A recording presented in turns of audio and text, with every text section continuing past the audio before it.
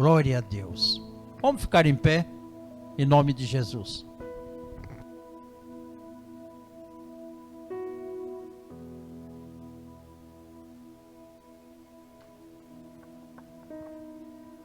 A paz do Senhor, igreja. Irmãos, é isso que o pastor falou. Eu nunca subi aqui para orar pelo Igor. Tipo, ele vai pregar, né? E eu vou orar por ele. Isso nunca aconteceu.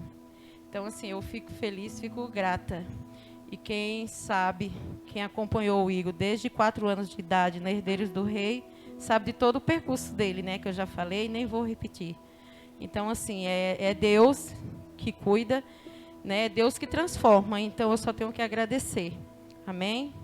Senhor Jesus, Pai amado e Pai querido, obrigada por esta oportunidade de poder estar aqui, orando pelo meu filho que vai trazer a Tua palavra. Que o Senhor usa ele, Pai, assim como o Senhor desejar. Oh, Pai, obrigado, Senhor Jesus, por todos aqui que estão presentes, que o Senhor venha falar com cada um, Paizinho querido. Senhor, eu já te agradeço também pelas ofertas, meu Deus e meu Pai, que todos trouxeram, e aqueles que não puderem, que o Senhor venha abençoar, Pai querido, e dar graça. Obrigada, Paizinho querido, mais uma vez por esse privilégio, por esse carinho, esse amor, esse cuidado. E usa meu filho assim como o Senhor desejar. É o que eu oro e te agradeço em nome de Jesus. Amém. Pai, Senhor, meus queridos, glória ao nosso Deus. Irmãos, peço que vocês abram em Daniel. Daniel capítulo 6.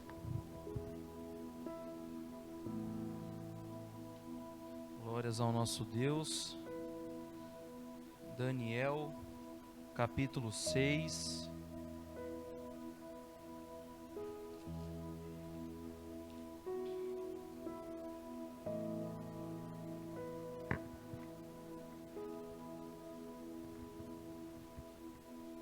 Os irmãos acharam? Diz assim a palavra do nosso Deus. A partir, irmãos, do versículo 7. Daniel 6, versículo 7.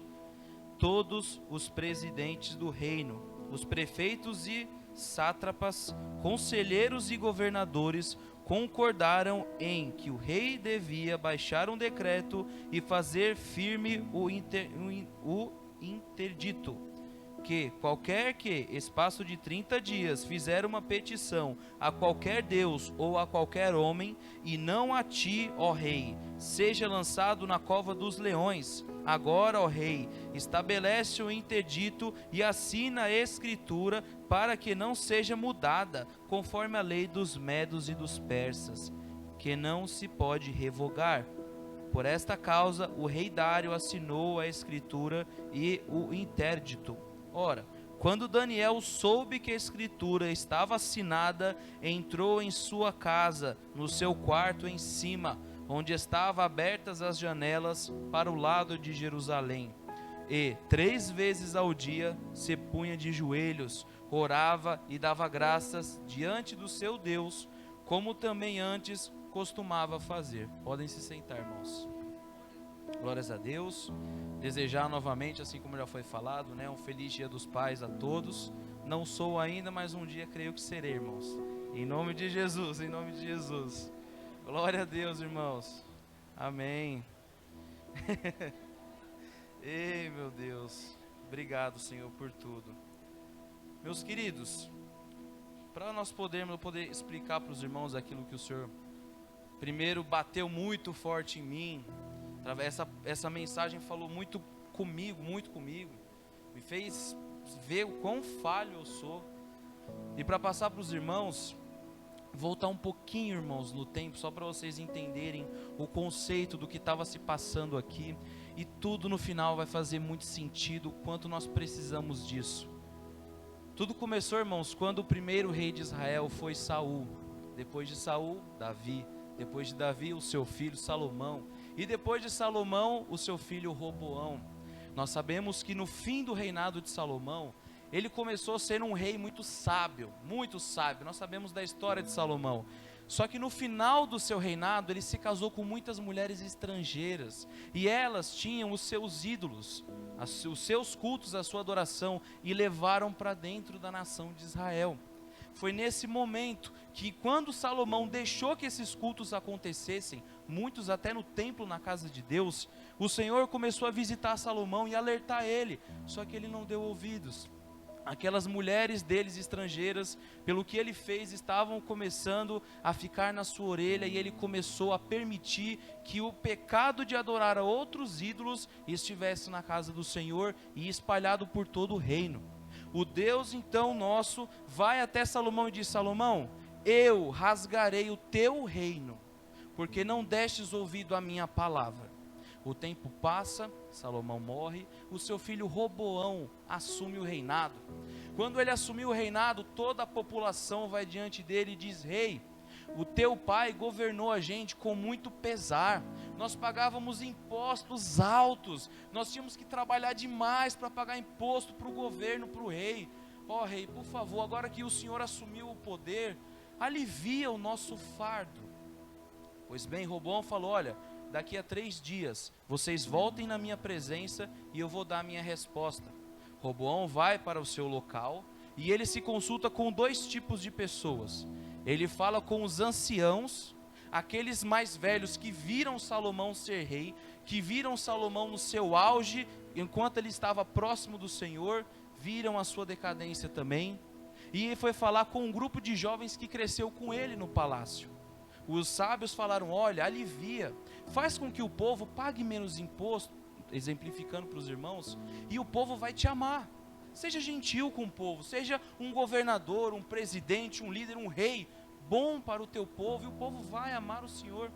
Depois ele foi se consultar com os mais novos, os que viveram com ele, e eles falaram: não, você tem que dizer para o povo que se o teu pai castigou eles com chibatadas e chicotes, você tem que castigar com escorpiões. Você precisa ser mais rígido, precisa impor mais respeito que o seu pai.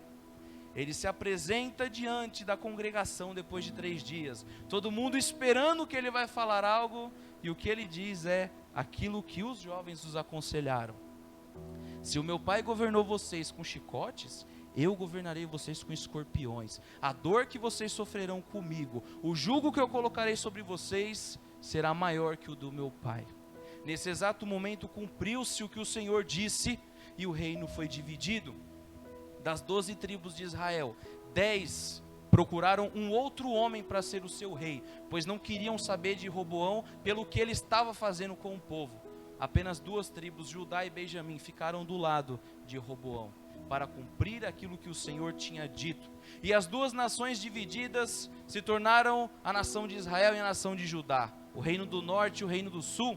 Uma nação que antes era junta, que eram todos unidos, que iam em um único lugar adorar a Deus, agora foi quebrada pela desobediência e pelo pecado de desviar o olhar do Senhor e começar a olhar para o mundo e para os deuses falsos e as outras coisas.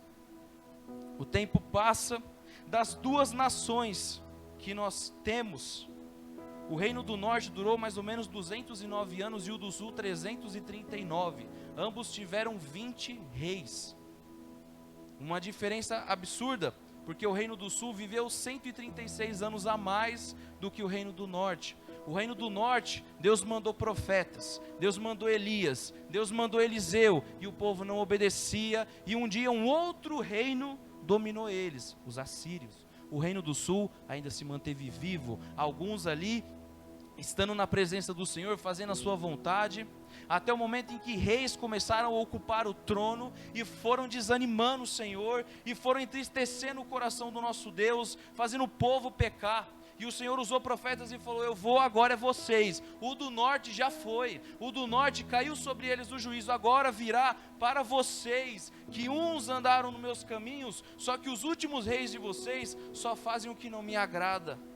O tempo passou e o rei Nabucodonosor, como nós conhecemos muito por causa de algumas histórias, chega e domina Jerusalém, e agora Jerusalém, o reino do sul tem que pagar impostos para o Nabucodonosor, o rei da Babilônia, uma outra nação perversa que adorava outros deuses.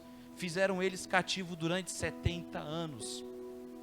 Quando Nabucodonosor ele entra a primeira vez no reino de Judá, ali em Jerusalém, ele leva cativo para a Babilônia alguns filhos de nobres, alguns jovens filhos da nobreza, que ele aparentava ser inteligentes.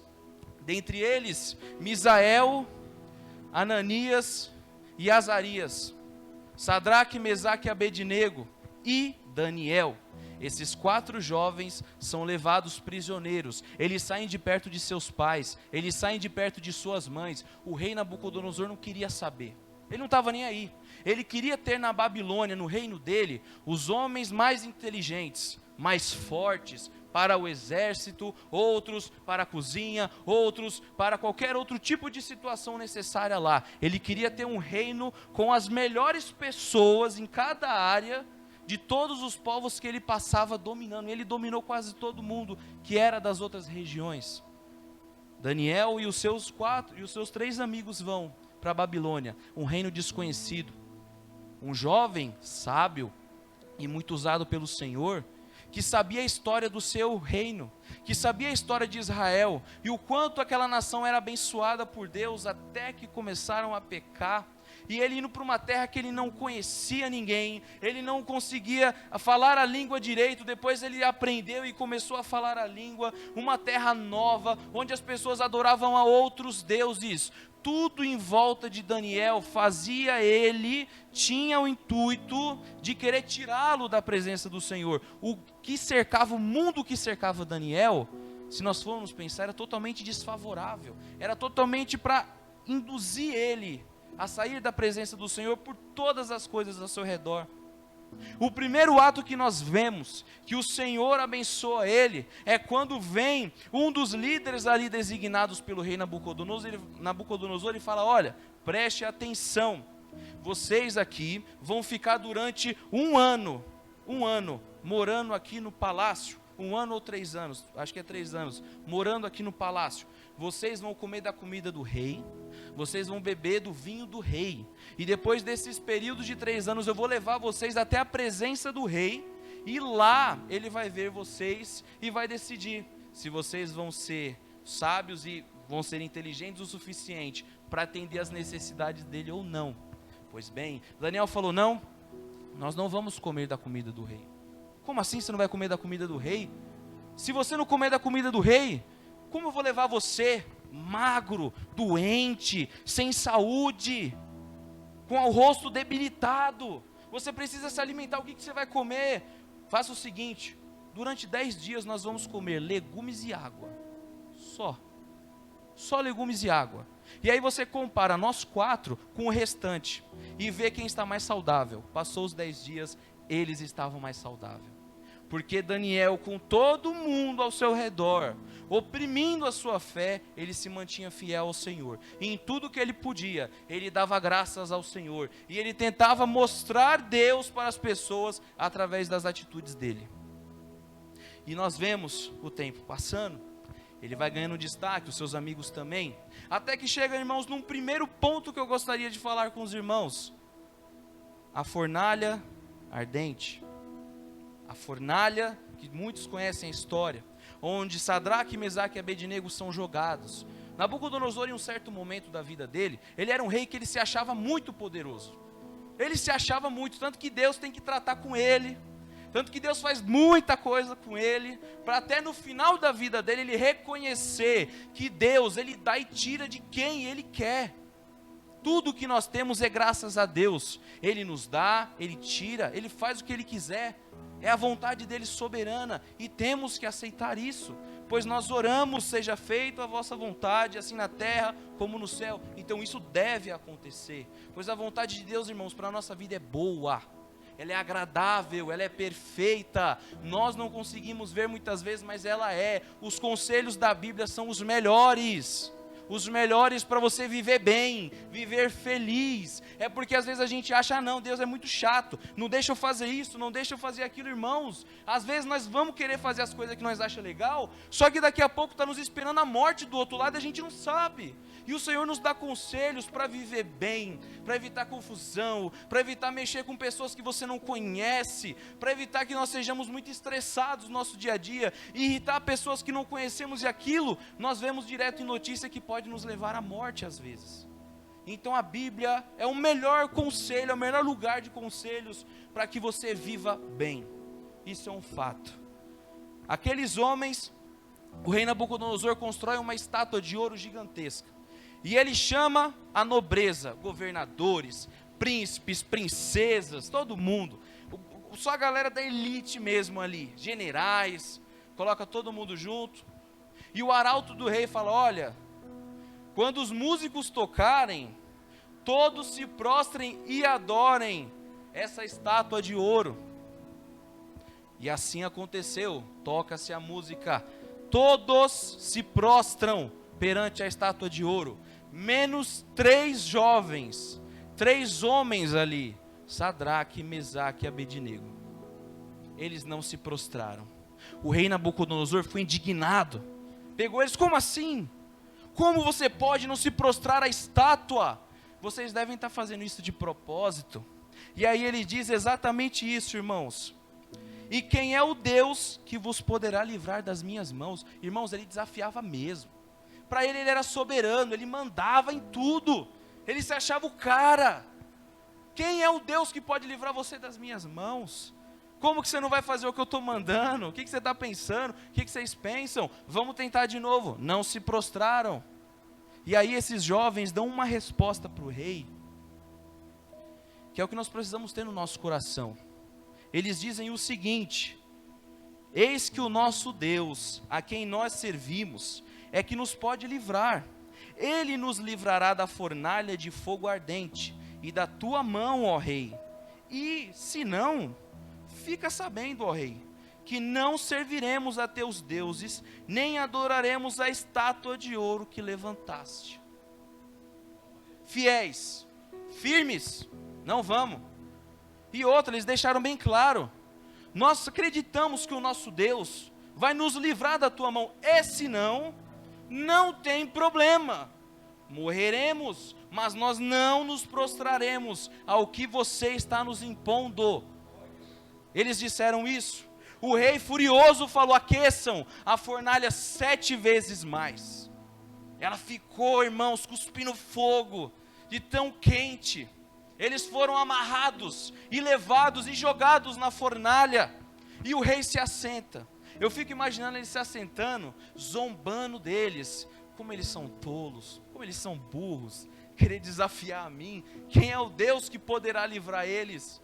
E senta, e na hora que ele senta, ele levanta, assustado, ele olha para os seus conselheiros e fala, peraí, nós jogamos 3 homens amarrados dentro da fornalha, sim rei, mas por que eu estou vendo 4 homens andando livremente dentro da fornalha?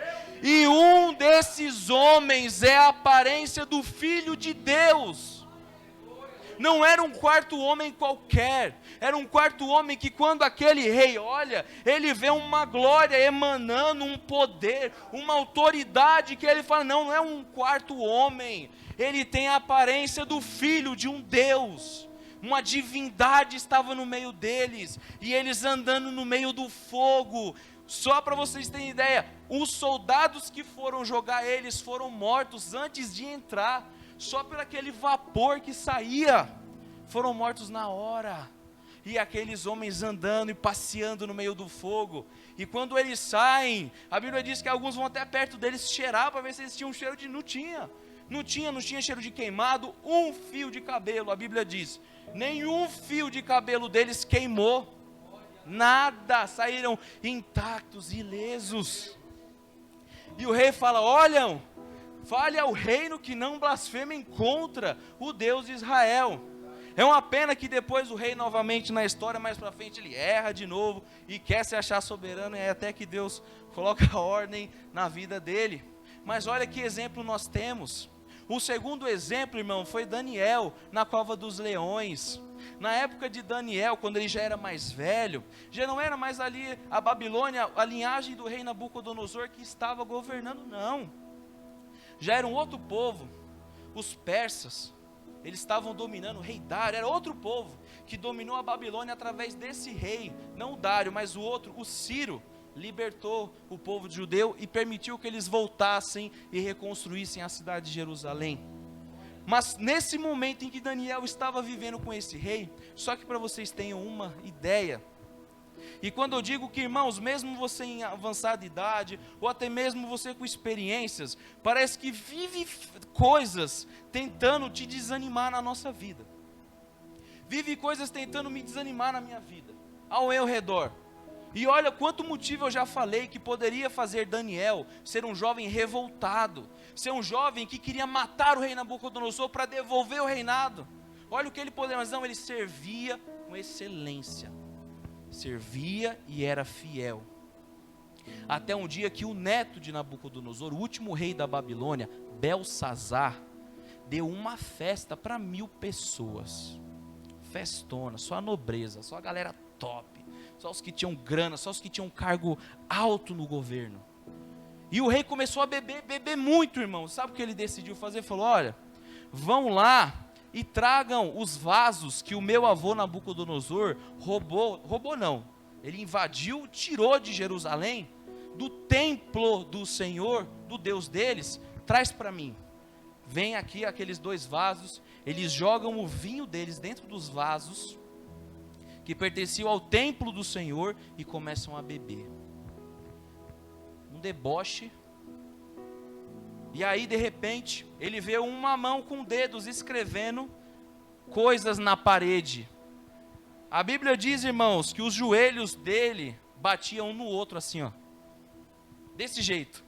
De tão temeroso que ele ficou. Quando os convidados viram aquilo, eles ficaram espantados. O que está acontecendo? Eles ficaram apavorados.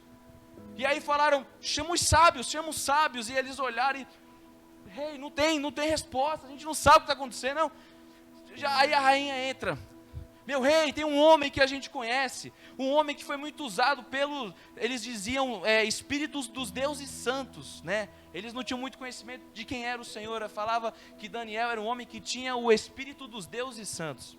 Tem um homem com o espírito dos deuses santos, eu acho que ele pode descobrir o que está acontecendo. Eu vou lá chamar ele, o nome dele é Beltesazar. A gente chama ele de Beltesazar aqui na Babilônia, mas o nome dele é Daniel. Vou lá chamar ele. Daniel entra naquele local, ele vê aqueles homens, e nessas festas, irmãos, rolava de tudo. As coisas mais indecentes que vocês possam imaginar, rolava nessas festas. Era uma bagunça. A famosa baguncinha, é aquilo ali. E eles estavam usando utensílios sagrados do templo de Deus, para simplesmente o bem prazer deles. Daniel, quando entra, ele olha aquilo. Eu imagino que aquilo deu um aperto no coração dele, falar, como eles chegaram a esse ponto de zombar de nós, de usar os utensílios do templo sagrado do Senhor, para ficar fazendo essa farra deles. E aí Daniel lê o que estava escrito, ele fala, será tirado de ti o teu reino, Deus colocará um fim e partirá o teu reino, acabou o teu reinado, porque olha o que você fez, você perverteu as coisas do templo do Senhor, e você não deu ouvido ao Deus a quem o seu avô morreu, declarando que era o único Deus. O teu avô foi muito orgulhoso, mas no final da vida ele reconheceu quem era o Deus verdadeiro. E, irmãos, a Bíblia diz que na mesma noite os persas atacam e dominam a Babilônia e matam Belsazar.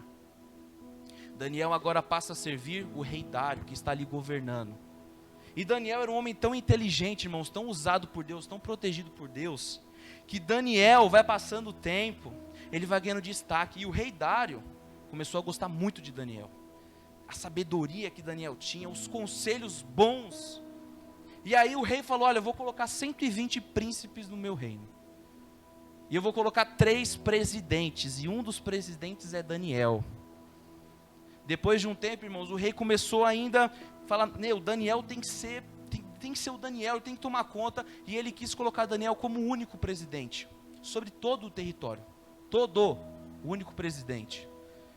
Aí vem os invejosos, aqueles que olham você às vezes subindo na vida, abençoado por Deus, fazendo o que é certo, o seu trabalho, e Deus vai te abençoando, e Deus quer te exaltar, Ele quer te exaltar. E aí vem aquelas pessoas que começam a ter inveja de você, eles vão tendo inveja e vão vendo onde você vai chegando, e eles foram, e juntam entre eles, e é a leitura que eu fiz aqui. Ei, faz um decreto durante um mês, ninguém pode pedir nada a Deus nenhum, nem a outro homem, tem que todo mundo vir aqui, orar a ti, pedir para ti, dar para o povo, e é isso. Ok, o rei naquele momento, acredito que ele nem lembrou de Daniel, e aquilo ali foi como inflar um ego de um homem. Ok, assinou. Quando ele assina, depois de um tempo, os homens sabiam da rotina de Daniel, orava 3 vezes ao dia. Sabe por que os homens não conseguiam encontrar erros de Daniel? Porque ele orava 3 vezes ao dia. Sabe por que Jesus conseguiu manter limpo, sem pecados nessa terra? Porque ele vivia em constante oração com o Senhor. Não há como nós vencermos o pecado, vencermos o desejo nosso, se nós não orarmos, é impossível. Querer lutar contra, não posso pecar dessa forma, não posso fazer isso. Tá, mas você está orando? Ah, é que eu me sinto tão mal, às vezes eu erro, às vezes eu pego contra o Senhor. Mas você ora? Você mantém uma vida de constante oração? Eu peço para Deus, às vezes assim, falo por cima, para Ele me dar força para conseguir. Mas você se ajoelha, você chora, você clama, você faz uma oração, você conversa com Ele no seu íntimo lá, você faz isso? Será que às vezes, quando eu erro e eu tenho nojo dos meus pecados, é porque eu estou orando numa vida constante? Não tem como vir orar uma vez na igreja e querer ficar um mês, um ano fora, sem errar, sem falhar, sem cair.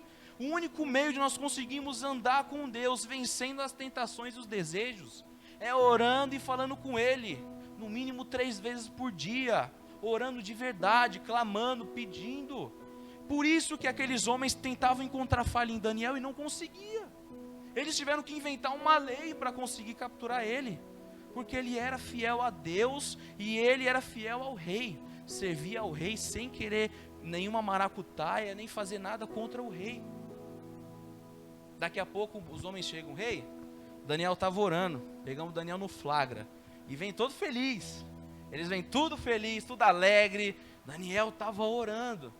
No mesmo momento a Bíblia diz que o rei, irmãos, ficou até o pôr do sol, tentando trabalhar alguma forma de livrar Daniel, porque naquele momento eu acho que ele entendeu que era uma armadilha para Daniel, e Daniel era um homem que ele gostava muito e tinha muita confiança, e Daniel não merecia ir para a cova dos leões, não merecia pelo que ele tinha ajudado, o governo, tudo, ele não merecia. Só que aí quando ele estava tentando elaborar uma forma, aqueles homens entram de novo e falam, ei, não se esqueça que a lei do teu povo diz que você não pode voltar atrás da tua palavra quando você assina. Só para avisar, né? Vai que você acaba querendo livrar Daniel, só para avisar. E aí o rei, irmãos, falou, manda pegar Daniel. Levou ele até a cova dos leões, mas o rei falou para ele, olha, presta atenção. O teu Deus, a quem tu confias, confie nele que ele vai te livrar. O próprio rei falou para Daniel, o teu Deus vai te livrar. E foi ele, jogou na cova dos leões. O rei não conseguiu dormir à noite. Vinha alguém tentar acalmar o rei. Não traz músico não quero músico, não quero comer, não quero dormir, não quero fazer nada. Não quero, Daniel está lá, está sofrendo e eu aqui, e provavelmente ele já deve estar sendo destroçado pelos leões. Não, e aí o rei não dormiu. Quando ele viu, irmãos, amanhecendo aquela aurora no céu, ele correu e foi, chamou os soldados, Daniel, servo do Deus Altíssimo, você está aí, Daniel? Ele falou, ô rei, vive tu, rei, para sempre. Eu acho que ele deve ter tomado um susto, irmãos, porque para ele e para todos, já estava morto. E vocês vão entender no decorrer do texto, que realmente não era para ele estar vivo, a nossa visão humana já era para estar morto, estraçalhado. E aí ele falou, rei, o anjo do Senhor desceu aqui, calou esses leões, fechou a boca, não comeram, não fizeram nada. Olha eu aqui, rei, estou aqui. Na mesma hora o rei mandou, falou, pega essas cabas aí que pegou, e que quis armar contra Daniel, pega eles, a mulher deles, os filhos deles, joga todo mundo na cova. A Bíblia diz que não deu nem tempo deles caírem na cova, os leões pularam no ar e já estraçalharam eles. Não conseguiram nem encostar no chão. Os leões acho que estavam tão famintos, jejuaram com Daniel lá, e quando o anjo tirou a mão, abriu a boca, eles foram para cima com vontade mesmo, e destroçaram e mataram todos. E o rei fez um decreto, falou: ei, que todos saibam que o Deus verdadeiro é o Deus de Daniel. Que todos ouçam que o Deus verdadeiro é o Deus a quem Daniel serve, pois livrou Daniel da boca dos leões. E a Bíblia diz que Daniel continuou sendo exaltado pelo rei, colocado nos cargos e tido como confiança. Dito tudo isso, o que será que Deus quer falar para nós? O que será que o Senhor quer colocar no nosso coração? Irmãos, aproveitemos o tempo que nós temos de paz, principalmente no nosso país, porque um dia virão coisas, virão pessoas, governos e tais, e vão querer nos impor coisas do mundo, vão querer nos proibir de fazer cultos, de falar a verdade da palavra, prenderão a uns, matarão a outros. Diz aqui, Mateus capítulo 24, versículo 9, Jesus está falando o que vai acontecer no fim dos tempos. Então vos hão de entregar para serdes atormentados, e matar-vos-ão, e sereis odiados de todas as nações por causa do meu nome. Foi o Jesus, nosso Senhor Jesus, que disse isso.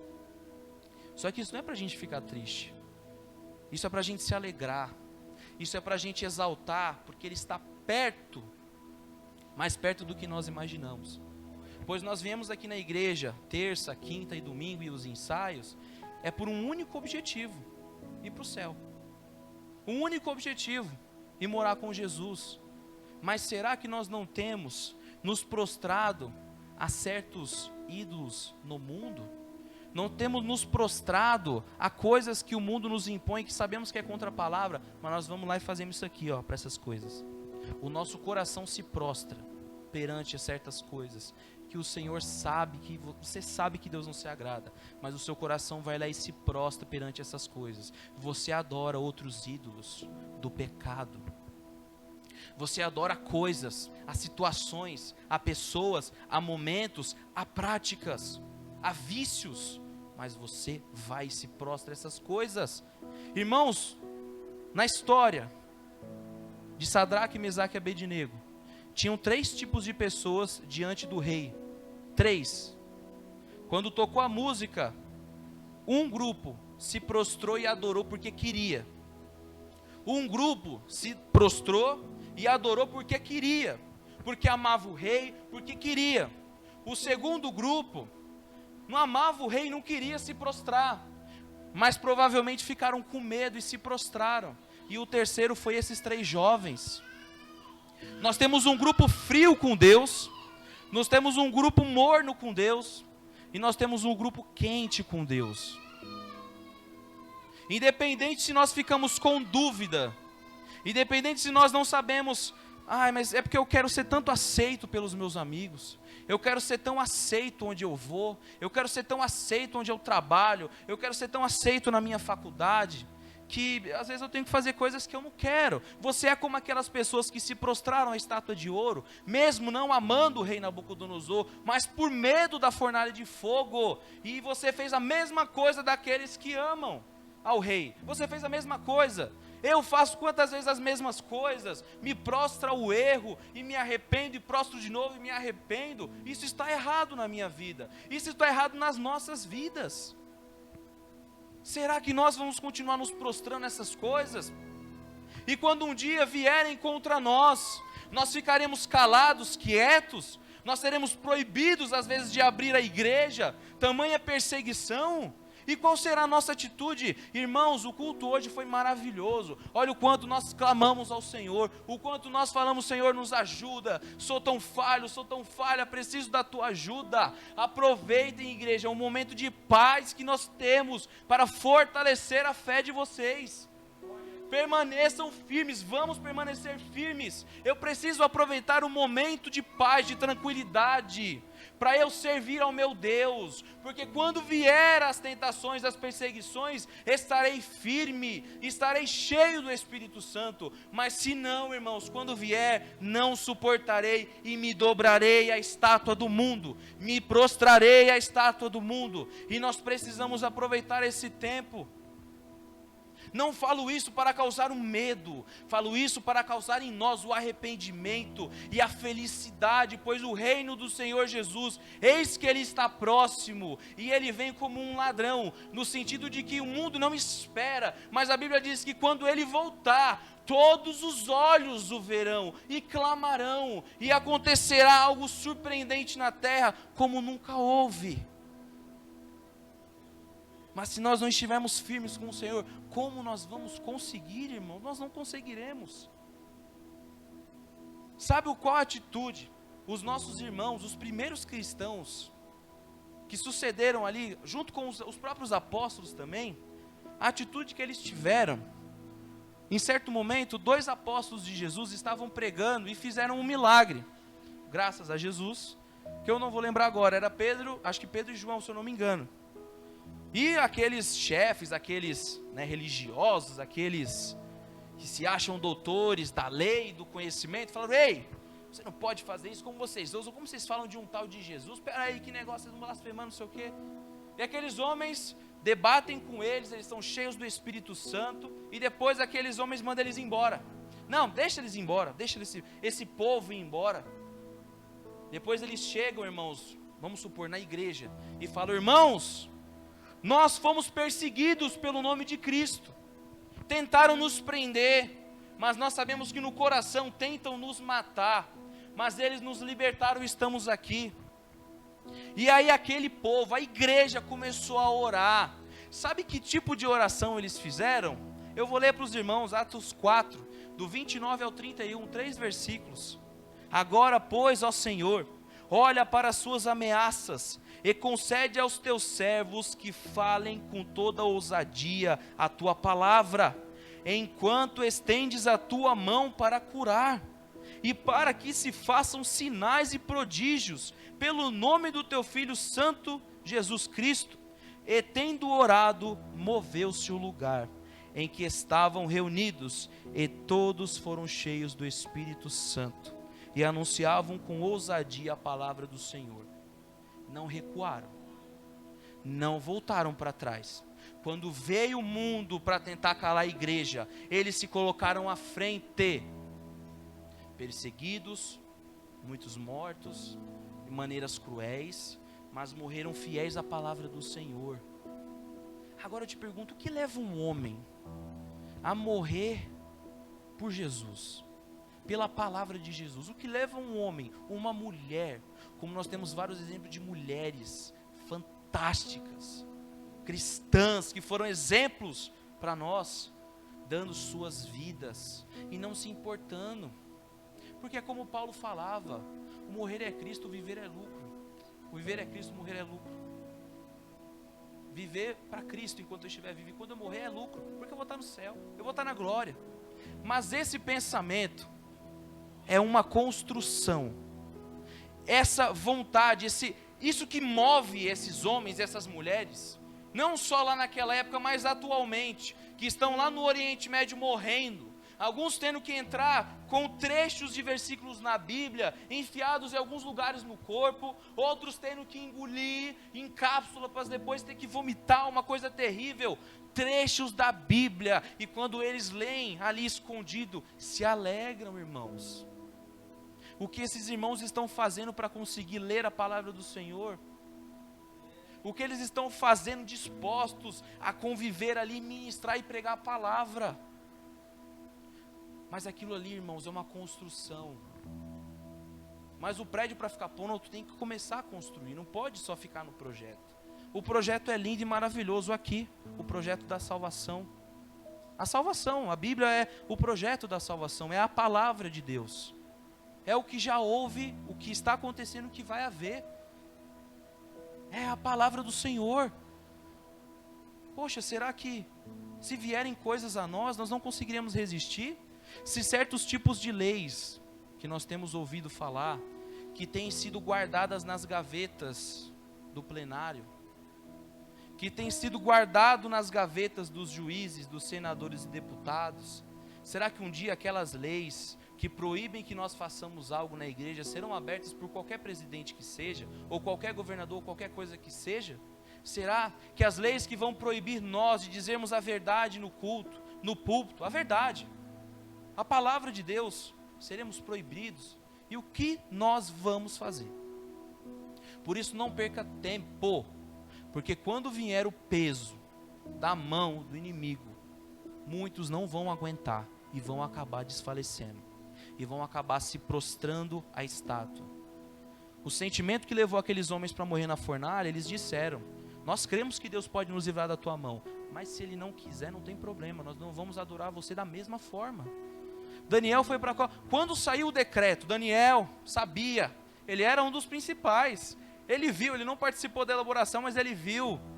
Foi lá: Daniel, está proibido do reino, ninguém durante um mês pode adorar nenhum Deus, buscar nenhum Deus a não ser o rei. Um mês. O que Daniel fez, irmãos? Daniel falou: não, tudo bem, vamos obedecer. Claramente é uma lei que vai contra a minha fé, é uma lei que fere a palavra do Senhor, mas não, como eu tenho medo e como eu, não, vamos ficar, vamos aceitar. Vai fazer o quê? Vai me jogar na cova dos leões? Eu vou morrer estraçalhado por leões? Não, tudo bem. O que é ficar um mês sem orar? O que é ficar um mês só ali falando com o rei? O que é ficar um mês? Daqui a pouco passa, eu volto a orar de novo. Daniel falou: não, eu não oro sempre 3 vezes ao dia, segue normal. Eu vou deixar de fazer as coisas do Senhor por causa de leis de homens, que nitidamente a lei proíbe e nos cala? Nunca, jamais. Olha a história da igreja, irmãos. Perseguições, lutas, quiseram nos calar. Um homem muito sábio chamado Gamaliel uma vez falou, em uma reunião dos homens muito estudiosos da Bíblia ali, judeus, que estavam querendo condenar os apóstolos, porque eles estavam curando em nome de Jesus, eles estavam pregando em nome de Jesus, eles quiseram pegar eles e não, vamos prender vocês, vamos matar vocês. Gamaliel falou: pera, vocês lembram que alguns anos atrás se levantou um homem que dizia que era o Messias, ele juntou seguidores, só que esse homem foi morto e os seus seguidores se espalharam. Recentemente se levantou outro homem, Teudas, o homem dizia que fazia isso e aquilo, passou ali e morreu, os seus discípulos se espalharam. Não importa o que vocês querem fazer com esses homens, se o que eles estão fazendo é de Deus, vocês não vão poder parar. Não importa quantos governos, líderes, nações, povos se levantem contra a igreja, ninguém vai conseguir fazê-la parar, ninguém vai conseguir fazê-la cessar. Nem as piores perseguições que já houve na história fizeram a igreja parar. Sabe como eu provo isso? Vocês. Sabe como nós provamos que o sacrifício de Jesus na cruz não foi em vão? Vocês. Vocês são um milagre vivo, um exemplo vivo. Vocês são o próprio milagre de que o que Jesus fez na cruz não foi em vão. Eu sou prova viva, e nós vemos uns aos outros, de que o que Jesus fez ali, ao dar a sua vida e ao suportar tamanha dor que ele sofreu, não foi em vão. Nós somos testemunhas. Por que nós somos testemunhas? Não porque nós vimos, porque nós não vimos, mas nós somos testemunhas porque nós somos o resultado de uma oração que ele fez no Getsêmani. Pai, aqueles a quem aceitarem eu como Salvador, o meu nome, protege eles também. Há 2000 anos atrás, Jesus estava orando por você, que está sentado aqui, nem sabe. Você nem sabia talvez disso, mas sim, Ele orou por você, por todos aqueles que aceitarem a Jesus como Salvador. Ele vai estar nos guiando, Ele vai estar te guiando, Ele vai estar te protegendo, Ele vai estar sendo contigo. E o que mais deve arder nos nossos corações é a alegria, a felicidade que um dia nós vamos morar com Ele no céu. Nós sermos salvos. Vale a pena viver no mundo negando a Jesus diariamente? assim como eu tenho feito ultimamente, assim como nós temos feito ultimamente, negando sem nem perceber? Será que a nossa mente já está tão acostumada com o pecado que nem dói mais quando a gente peca? Será que a gente se acostumou tanto com o erro no mundo que quando nós pecamos, não dói não? Faça essa pergunta para si mesmo. Será que quando nós pecamos, você não sente nada quando você peca? Será que quando eu peco eu não sinto nada? Não bate um desânimo? Eu não tenho nojo do que eu estou fazendo? Ou eu simplesmente me acostumei a pecar? Me acostumei, não dói mais. O Espírito Santo fala, mas não entra mais no meu ouvido. Será que nós chegamos nesse ponto? Nós precisamos examinar. Examine-se, pois, o homem a si mesmo. Se examine, irmãos. Se examine. Olhe sua vida como está. Preciso olhar minha vida como a minha vida está. Saber o que eu tenho que melhorar, saber o que eu tenho que mudar, saber o que eu tenho que fazer de acordo com a palavra do Senhor. Irmãos, não adianta, irmãos, mas tem isso não, aqui é a Bíblia. A Bíblia tem diversas passagens, Gálatas capítulo 5 e muitas outras, Apocalipse, que vão dizer o que fazer para ir para o céu, o que fazer para produzir os frutos do Espírito. Mas irmãos, independente da decisão que você tome, se você quer se aproximar de Deus ou não, a palavra dele vai acontecer. Tudo vai acontecer, vai vir. Muitas vezes, se você estiver preparado ou não, vai vir do mesmo jeito. É sua escolha. É escolher estar do lado de Cristo e ir para o céu, ao lado do mundo e ir para o inferno. Essa é a grande realidade. Pois vai acontecer. O Senhor Jesus falou, e o Senhor Jesus tem bradado e dito: estou voltando, igreja. Se preparem para o que há de vir, se preparem para as dores, se preparem para a luta, se preparem, aproveitem o momento do conforto, de paz, graças ao nosso Deus, que tem colocado no nosso país, e vão, irmãos, buscar o Senhor, vamos prostrar diante dele, orar, jejuar, clamar, chorar, se doar, prostrar os corações, não o corpo, os corações diante de Deus. Prostrar os corações diante de Deus é colocar as nossas intenções, o nosso desejo diante de Deus, o que nós queremos fazer de acordo com Deus, pois eis que virá. E qual será a atitude que nós vamos tomar? Qual será a atitude? Eis que ele vem sem demora. Guarda o que tens para que ninguém tome a tua coroa. Guardem-se, se fortaleçam, não levem a mensagem do Senhor que está sendo dita aqui com uma questão apenas de medo, de receio, não. Levem para a alegria dos seus corações. Levem para que isso seja a gasolina que o teu carro precisa para ir para o céu. Coloque, vocês estão sendo alimentados pela palavra, eu estou sendo alimentado. Eu preciso que isso aqui, eu preciso ver as escrituras não com temor, com medo, é com alegria, é com gozo, é com paz, é com transbordando sentimentos de amor com o Senhor. Isso aqui, irmãos, para quem não está firme com o Senhor, pode representar um medo, ameaça, o caos, meu Deus, o fim do mundo. Mas para que são cristãos de verdade, para nós que somos cristãos de verdade, isso aqui, irmãos, é só para a glória do Senhor. Isso aqui é só para nos alimentar, para a gente se alegrar. Que falta pouco. Você está acordando todo dia, cedo, 4 horas da manhã, 5 horas da manhã. Chega 6 horas da tarde, 7 horas da noite, já está anoitecendo. Andando por não sei aonde, pegando um ônibus, tudo. Você quer um dia descansar numa eternidade ao lado de Jesus, não tendo mais esse tipo de situação? É isso que nós temos que ver, o céu é o melhor que nós podemos alcançar.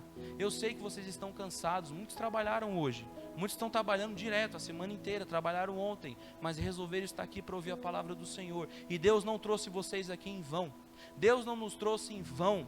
Foi o nosso Pai que nos trouxe aqui, pois Jesus diz que aqueles que aceitarem a mim como Salvador, foi dado a eles o poder de serem feitos filhos de Deus. Então vocês são filhos de Deus, Deus é o Pai de vocês, e Ele busca amar vocês, e como um pai, Ele alegra, Ele repreende, Ele diz palavras de amor, Ele diz palavras duras, mas é para o nosso próprio bem. Tudo o que Deus faz por nós é para o nosso próprio bem. Tudo que Deus faz, do jeito que Ele leva a nossa vida, todas as coisas, tudo coopera para o bem daqueles que amam a Deus. É a Bíblia que diz isso, irmãos. Tudo coopera para o nosso bem. Muitas vezes a gente não está vendo, mas vai te fazer bem. Siga a palavra, siga o evangelho, se fortaleça e vá orar, vá jejuar, vá buscar aquele que pode te encher de novo. Se está fraco, cansado, não sente mais vontade de vir na igreja, não sente mais vontade de adorar o Senhor, se você reconhecer que o Senhor é o teu Salvador e se arrepender dos teus pecados, Ele é poderoso para te salvar e te tornar filho de novo. É como aquele filho que saiu da casa do pai e foi viver no mundo, as alegrias do mundo. Ele bebia, ele dançava, ele gastava o dinheiro, até o momento em que ficou sem nada e volta até o pai o recebe, parece que melhor do que a primeira vez que ele foi embora, com uma festa, com uma alegria, porque o que o Senhor quer fazer para os filhos de verdade é a alegria no coração deles. É isso que o Senhor quer fazer nos nossos corações. E eu agradeço, irmãos, a oportunidade em nome do Senhor Jesus, e queria, pastor, só aproveitar a oportunidade de falar para os irmãos que nós vamos ter uma peça aqui na igreja. Nós temos alguns atores, algumas atrizes que estamos descobrindo, irmãos, aqui na nossa igreja. E nós vamos ter uma peça muito bacana. Pode trazer o lencinho também para limpar as lágrimas. Mas ela ocorrerá no dia 28. Eu acho que é dia 28. É o último domingo do mês de agosto. 6h30, o horário normal do culto. Chamem os seus amigos, familiares, vizinhos, todo mundo. Venha para cá, vai ser uma peça muito bacana, muito legal, vai ser um momento diferente, e tudo, irmãos, para honra e glória do nosso Deus. Depois eu vou mandar para os irmãos no WhatsApp o convite que nós criamos para você distribuir para as pessoas, para enviar no WhatsApp, para todo mundo ficar sabendo, tá bom? Deus abençoe vocês e firmes na palavra do Senhor.